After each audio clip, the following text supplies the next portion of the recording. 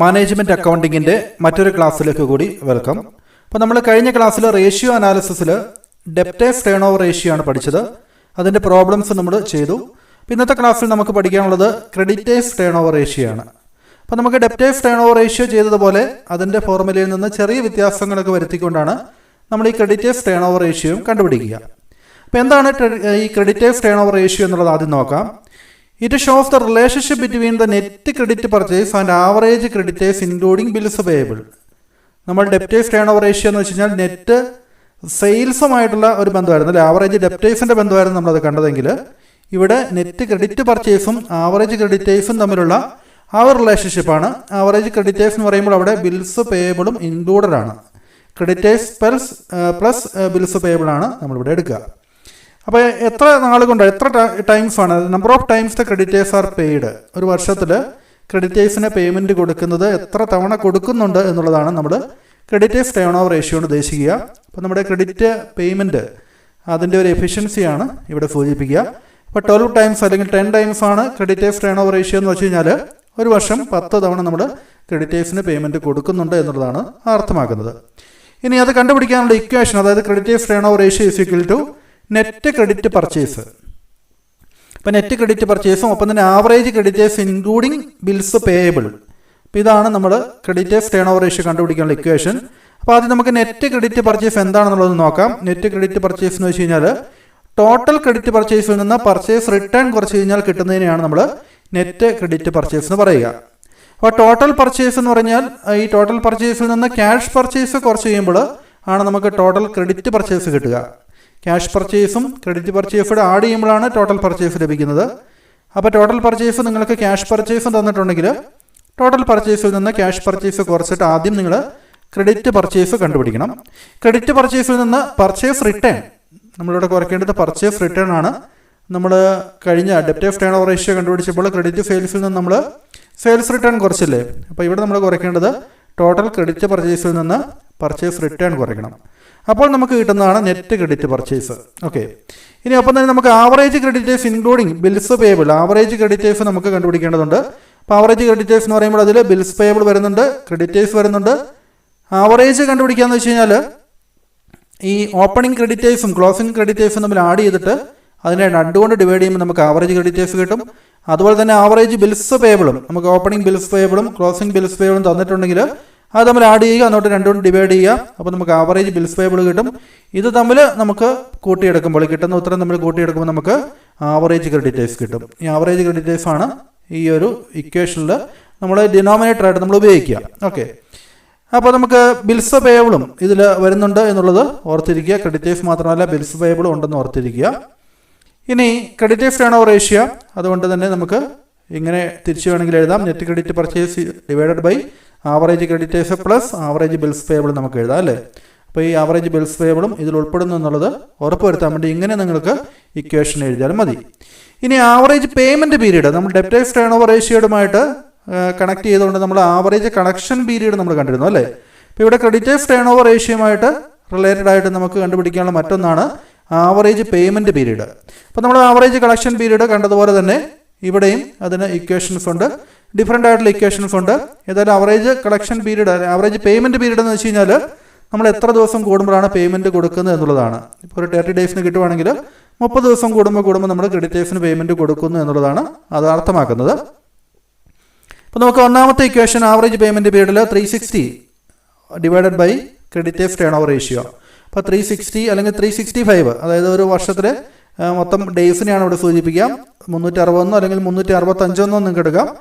പിന്നെ creditors turn over ratio നമ്മുടെ equation ഉപയോഗിച്ചുകൊണ്ട് ക്രെഡിറ്റേഴ്സ് ടേൺ ഓവർ റേഷ്യോ കണ്ടുപിടിക്കില്ലേ, അത് കണ്ടുപിടിച്ചിട്ട് 360നെ ആ ഒരു ക്രെഡിറ്റേഴ്സ് ടേൺ ഓവർ റേഷ്യോ കൊണ്ട് ഡിവൈഡ് ചെയ്യുമ്പോഴാണ് നമുക്ക് ആവറേജ് പേയ്മെൻറ്റ് പീരീഡ് കിട്ടുക. അപ്പോൾ നമുക്ക് ഇത്ര ദിവസം എന്നുള്ളത് കിട്ടും 360 എന്ന് ഇവിടെ എടുക്കുമ്പോൾ. അല്ലെങ്കിൽ നമ്മൾ 12 മാസം എടുക്കുന്നതെങ്കിൽ അതിനെ ക്രെഡിറ്റേഴ്സ് ടേൺ ഓവർ റേഷ്യോ കൊണ്ട് ഡിവൈഡ് ചെയ്യുകയാണെങ്കിൽ ആവറേജ് പേയ്മെൻറ്റ് പീരീഡ് എത്ര മാസമാണെന്നുള്ളത് നമുക്ക് ആൻസർ ആയിട്ട് കിട്ടും. ഇനി ആവറേജ് പേയ്മെൻറ്റ് പീരീഡ് കണ്ടുപിടിക്കാനുള്ള മറ്റൊരു ഇക്വേഷൻ എന്ന് പറഞ്ഞാൽ average creditors including bills payable. അതിനെ നമ്മൾ ന്യൂമറേറ്ററായിട്ട് എടുക്കുന്നു, divided by credit purchase per day credit പർച്ചേസിനെ നമ്മൾ ഡിനോമിനേറ്ററായിട്ട് എടുത്തുകൊണ്ട് നമ്മൾ കണ്ടുപിടിക്കുന്നു. ഇപ്പോൾ net credit purchase per day കണ്ടുപിടിക്കണമെങ്കിൽ നെറ്റ് ക്രെഡിറ്റ് പർച്ചേസിനെ ടോട്ടൽ നെറ്റ് ക്രെഡിറ്റ് പർച്ചേസിനെ നമ്മൾ നമ്പർ ഓഫ് ഡേയ്സിനെ ഇയർ കൊണ്ട് നമുക്ക് ഡിവൈഡ് ചെയ്താൽ മതി. 365 ഓർ 360 നമുക്ക് എടുക്കാം. അപ്പോൾ നമുക്ക് ഈ ഒരു ക്രെഡിറ്റ് പർച്ചേസ് പെർ ഡേ കിട്ടും. ഇനി ആവറേജ് പേയ്മെൻറ്റ് പീരീഡ് കണ്ടുപിടിക്കാനുള്ള മറ്റൊരു ഇക്വേഷനാണ്. അവിടെ average creditors including bills payable നമ്മൾ ന്യൂമറേറ്ററായിട്ട് അതിന് എടുക്കുന്നു. താഴെ നമ്മൾ നെറ്റ് ക്രെഡിറ്റ് പർച്ചേസ് എടുക്കും. ഇവിടെ നമ്മൾ നെറ്റ് ക്രെഡിറ്റ് പർച്ചേസ് പെർ ഡേയിൽ എടുത്തത്. അപ്പോൾ നെറ്റ് ക്രെഡിറ്റ് പർച്ചേസ് ഇവിടെ നമ്മൾ ഡിനോമിനേറ്ററായിട്ട് എടുക്കുന്നു. ആൻഡ് ഇൻറ്റു 365 ഡേയ്സ് അല്ലേ. അപ്പോഴും നമുക്ക് ആവറേജ് പേയ്മെൻറ്റ് പീരീഡ് കിട്ടും. അപ്പോൾ ഇനി നമുക്ക് ഇത് വെച്ചുകൊണ്ടുള്ള ഒരു പ്രോബ്ലം ചെയ്ത് നോക്കാം. Rani limited purchased goods on cash and credit terms. ക്യാഷിലും ക്രെഡിറ്റ് ടേംസിലും കടമായിട്ടും ഗുഡ്സ് വാങ്ങിക്കുന്നുണ്ട്. From the following information calculate creditors turn over ratio അല്ലേ. ടോട്ടൽ പർച്ചേസ് ഇവിടെ പറഞ്ഞിട്ടുണ്ട് 4,20,000. ക്യാഷ് പർച്ചേസ് 40,000 എന്നും പർച്ചേസ് റിട്ടേൺ 20,000 എന്നും പറഞ്ഞിട്ടുണ്ട്.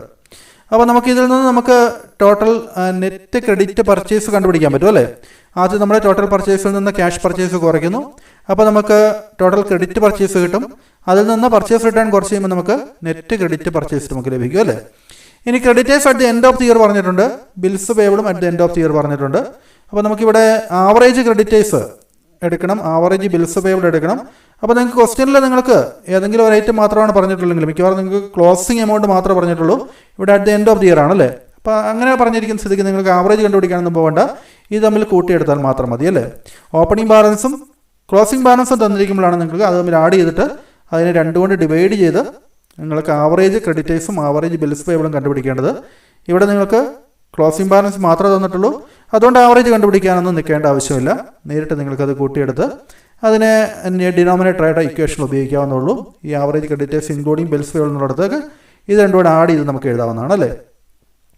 ഇനി ക്വസ്റ്റ്യനിൽ നിങ്ങൾക്ക് provision for discount on creditors ഒക്കെ പറഞ്ഞിട്ടുണ്ടെങ്കിൽ അത് നമ്മൾ പരിഗണിക്കേണ്ട ആവശ്യമില്ല. അത് നമ്മൾ ക്രെഡിറ്റേഴ്സിൽ നിന്ന് കുറയ്ക്കാനോ മറ്റൊന്നും നിൽക്കണ്ട. ഇത് നമ്മൾ എടുക്കുകയോ വേണ്ട എന്നുള്ളത് ഓർത്തിരിക്കുക. ഓക്കെ. ഇനി ക്രെഡിറ്റേഴ്സ് ടേൺ ഓവർ റേഷ്യോ നമുക്ക് കണ്ടുപിടിക്കാം. ഇക്വേഷൻ നമ്മൾ എഴുതി വെക്കുന്നു. ആദ്യം നമ്മൾ നെറ്റ് ക്രെഡിറ്റ് പർച്ചേസ് കണ്ടുപിടിക്കുന്നു. ടോട്ടൽ പർച്ചേസിൽ നിന്ന് ക്യാഷ് പർച്ചേസ് കുറച്ചിട്ട് അതിൽ നിന്ന് പർച്ചേസ് റിട്ടേൺ കുറയ്ക്കുമ്പോൾ നമുക്ക് നെറ്റ് ക്രെഡിറ്റ് പർച്ചേസ് 3,60,000 കിട്ടും അല്ലേ. ക്രെഡിറ്റേഴ്സ് ടേൺ പിന്നെ അതിന് മുമ്പായിട്ട് average creditors including bills payable. അപ്പോൾ ഞാൻ പറഞ്ഞു നിങ്ങൾക്ക് അതിൻ്റെ ക്ലോസിംഗ് വാല്യൂസ് തമ്മിൽ ആഡ് ചെയ്ത് ക്രെഡിറ്റേഴ്സിൻ്റെയും ബിൽസ് പേയബിളിൻ്റെയും ക്ലോസിംഗ് വാല്യൂസ് ആഡ് ചെയ്താൽ മതി. 80,000 കിട്ടും. അപ്പോൾ 3,60,000 ഡിവൈഡ് ബൈ 80,000 4.5 ടൈംസ് നമുക്ക് ക്രെഡിറ്റേഴ്സ് ടേൺ ഓവർ റേഷ്യോ കിട്ടും. അപ്പോൾ ക്രെഡിറ്റേഴ്സ് ടേൺ ഓവർ റേഷ്യോ കിട്ടിക്കഴിഞ്ഞാൽ നമുക്ക് ആവറേജ് പേയ്മെൻറ്റ് പീരീഡ് കണ്ടുപിടിക്കാൻ വേണ്ടി ഏറ്റവും എളുപ്പമുള്ള ഇക്വേഷൻ എന്ന് പറയുന്നത് 360 divided by creditors turn over ratio ആണ്. 360 അല്ലെങ്കിൽ 365 എടുക്കാം. ഡിവൈഡഡ് ബൈ 4.5 അല്ലേ. അപ്പോൾ നമുക്ക് 80 ഡേയ്സ് നമുക്കിവിടെ കിട്ടും. 360 ആയതുകൊണ്ട് 80 ഡേയ്സ്. നമുക്ക് 365 ആണെങ്കിൽ ചെറിയ വ്യത്യാസം വരും, പോയിന്റ് വ്യത്യാസം വരും. അല്ലെങ്കിൽ നമുക്ക് ആവറേജ് ക്രെഡിറ്റേഴ്സിനെ ക്രെഡിറ്റ് പർച്ചേസ് പെർ ഡേ കൊണ്ട് നമുക്ക് ഡിവൈഡ് ചെയ്യാം. ക്രെഡിറ്റ് പർച്ചേസ് പെർ ഡേ കണ്ടുപിടിക്കാൻ വേണ്ടി നമുക്ക് നെറ്റ് ക്രെഡിറ്റ് പർച്ചേസ് കണ്ടുപിടിച്ചിട്ട് അതിനെ 360 കൊണ്ട് ഡിവൈഡ് ചെയ്യണം. അപ്പോൾ 1000 കിട്ടും. പിന്നെ 80,000 ഡിവൈഡ് ബൈ 1000 അല്ലേ. ആവറേജ് ക്രെഡിറ്റേഴ്സ് എന്ന് വെച്ച് കഴിഞ്ഞാൽ 80,000 ആണ്. 70,000 10,000 കൂട്ടിയിട്ടല്ലേ അതിനെ 1000 കൊണ്ട് ഡിവൈഡ് ചെയ്ത് 80 ദിവസം അങ്ങനെയും കിട്ടും. അല്ലെങ്കിൽ നമുക്ക് ഈ ഇക്വേഷൻ ഉപയോഗിച്ച് നമുക്ക് 80 ഡേയ്സ് എന്ന് കിട്ടും. ഓക്കെ, നമുക്ക് മറ്റൊരു പ്രോബ്ലം കൂടി സ്പീഡിൽ നോക്കാം. Calculate the payment period from the following data. നമുക്കിവിടെ ഓപ്പണിംഗ് ക്രെഡിറ്റേഴ്സും ക്ലോസിംഗ് ക്രെഡിറ്റേഴ്സും പറഞ്ഞിട്ടുണ്ട്. അപ്പോൾ ക്രെഡിറ്റേഴ്സിൻ്റെ ഇത് രണ്ടും തമ്മിൽ ആഡ് ചെയ്തിട്ട് അതിനെ നമ്മൾ എന്തുകൊണ്ട് ചെയ്യണം, 2 കൊണ്ട് നമ്മൾ ഡിവൈഡ് ചെയ്യണം അല്ലേ. അപ്പോൾ നമുക്ക് ആവറേജ് ക്രെഡിറ്റേഴ്സ് കിട്ടും. അതുപോലെ തന്നെ ഓപ്പണിംഗ് ബാലൻസും ക്ലോസിംഗ് ബാലൻസും പറഞ്ഞിട്ടുണ്ട്. അപ്പോൾ ഇതിനെ നമ്മൾ എന്ത് ചെയ്യണം, കൂട്ടിയിട്ട് അതിനെ 2 കൊണ്ട് ഡിവൈഡ് ചെയ്യണം അല്ലേ. അപ്പോൾ ഇത് ഇവിടെ കിട്ടുന്ന 2 കാര്യങ്ങളും എന്തൊക്കെയാണ് ആൻസർ വരുന്നത് അത് തമ്മിൽ നമ്മൾ കൂട്ടിയെടുക്കണം. അപ്പോൾ നമുക്ക് ടോട്ടലായിട്ടുള്ള ആവറേജ് ക്രെഡിറ്റേഴ്സ് നമുക്ക് കിട്ടും. അതാണ് നമ്മൾ ഇക്വേഷനിൽ ഡിനോമിനേറ്ററായിട്ട് നമ്മൾ ഉപയോഗിക്കേണ്ടത്. ഇനി ടോട്ടൽ പർച്ചേസ് പറഞ്ഞിട്ടുണ്ട്. റിട്ടേൺസ് ഔട്ട്വേർഡ് പറഞ്ഞിട്ടുണ്ട്. റിട്ടേൺസ് ഔട്ട്വേർഡ് എന്ന് പറയുന്നതാണ് നമ്മുടെ പർച്ചേസ് റിട്ടേൺ അല്ലേ. റിട്ടേൺസ് ഔട്ട്വേർഡ് പർച്ചേസ് റിട്ടേൺ മറ്റൊരു പേരാണ്. ക്യാഷ് പർച്ചേസും പറഞ്ഞിട്ടുണ്ട്. ടോട്ടൽ പർച്ചേസിൽ നിന്ന് നമ്മൾ ഈ 10 lakhsൽ നിന്ന് ക്യാഷ് പർച്ചേസ് 1,40,000 കുറച്ചിട്ട് റിട്ടേൺസ് ഔട്ട്വേർഡ് പർച്ചേസ് റിട്ടേണോടും കുറയ്ക്കുമ്പോൾ നമുക്ക് എന്ത് കിട്ടും, നെറ്റ് ക്രെഡിറ്റ് പർച്ചേസ് കിട്ടും അല്ലേ. 360 ഡേയ്സ് ഒരു വർഷത്തെ ദിവസങ്ങളായിട്ട് എടുക്കാൻ പറഞ്ഞിട്ടുണ്ട്. അപ്പോൾ നമുക്ക് ഡേയ്സിൻ്റെ കേസ് വരുമ്പോൾ 360 ഡേയ്സ് കൊടുത്താൽ മതി. അപ്പോൾ ആവറേജ് പേയ്മെൻറ്റ് പീരീഡ് നമുക്ക് കണ്ടുപിടിക്കാം. ആവറേജ് പീരീഡ് എന്ന് വെച്ചാൽ 360 divided by creditors turn over ratio ആണ്. അപ്പോൾ ക്രെഡിറ്റേഴ്സ് ടേൺ ഓവർ റേഷ്യോ കണ്ടുപിടിക്കാൻ വേണ്ടി നമുക്ക് credit purchase total purchase minus returns outward minus cash purchase 1,40,000 കൂടെ കുറച്ച് ചെയ്യുമ്പോൾ നമുക്ക് 8,40,000 കിട്ടും അല്ലേ. 8,40,000 ആണ് credit purchase. Average accounts payable എന്ന് പറയുമ്പോൾ ഓപ്പണിംഗ് ക്രെഡിറ്റേഴ്സും ബിൽസ് പേയബിളും തമ്മിൽ ഓപ്പണിംഗ് ബാലൻസ് നമ്മൾ കൂട്ടുക, പ്ലസ് ക്ലോസിംഗ് ക്രെഡിറ്റേഴ്സും ബിൽസ് പേയബിളും കൂട്ടുക, ഡിവൈഡ് ചെയ്യുക, ഇങ്ങനെ എഴുതാം. അല്ലെങ്കിൽ നമുക്ക് തരംതിരിച്ച് എഴുതാം കേട്ടോ. ഓപ്പണിംഗ് ക്രെഡിറ്റേഴ്സും ക്ലോസിംഗ് ക്രെഡിറ്റേഴ്സും നമുക്ക് കൂട്ടിയിട്ട് അതിനെ ഡിവൈഡ് ചെയ്തിട്ടും ബിൽസ് പേയബിൾ ക്ലോസിംഗ് ബിൽസ് പേയബിളും തമ്മിൽ കൂട്ടിയിട്ട് അതിനെ 2 കൊണ്ട് ഡിവൈഡ് ചെയ്ത് പരസ്പരം കൂട്ടിയെടുത്താൽ മതി. അപ്പോൾ നമുക്ക് 1,20,000 ഇങ്ങനെ കിട്ടിയിട്ട് നമുക്ക് 1,40,000 നമുക്ക് ആവറേജ് അക്കൗണ്ട്സ് പേയബിൾ നമുക്ക് ലഭിക്കും. അപ്പോൾ ക്രെഡിറ്റേഴ്സ് ടേൺ ഓവർ റേഷ്യോ കണ്ടുപിടിക്കാൻ വേണ്ടി 8,40,000 ഡിവൈഡ് ബൈ 1,40,000 6 ടൈംസിന് കിട്ടും. ആവറേജ് പേയ്മെൻറ്റ് പീരീഡ് കണ്ടുപിടിക്കാൻ വേണ്ടി 360 ഡേയ്സ് ഡിവൈഡഡ് ബൈ ഈ ഒരു 6 അല്ലേ ക്രെഡിറ്റേഴ്സ് ടേൺ ഓവർ റേഷ്യോ. അപ്പോൾ നമുക്ക് 60 ഡേയ്സിന് കിട്ടും. ഓൾട്ടർനേറ്റീവിൽ നമുക്ക് മറ്റ് ഇക്വേഷൻസ് നമുക്ക് ഉപയോഗിക്കാം.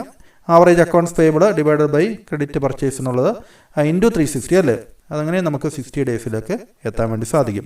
അപ്പോൾ ഇതുപോലുള്ള പ്രോബ്ലംസ് നിങ്ങൾ കൂടുതൽ വർക്കൗട്ട് ചെയ്ത് നോക്കുക. അപ്പോൾ നമ്മൾ ക്രെഡിറ്റേഴ്സ് ടേൺ ഓവർ റേഷ്യോ നമ്മൾ പൂർത്തിയാക്കിയിരിക്കുകയാണ്. അപ്പോൾ അടുത്ത ക്ലാസ്സിൽ നമുക്ക് മറ്റൊരു റേഷ്യോയുമായി വീണ്ടും കാണാം. താങ്ക്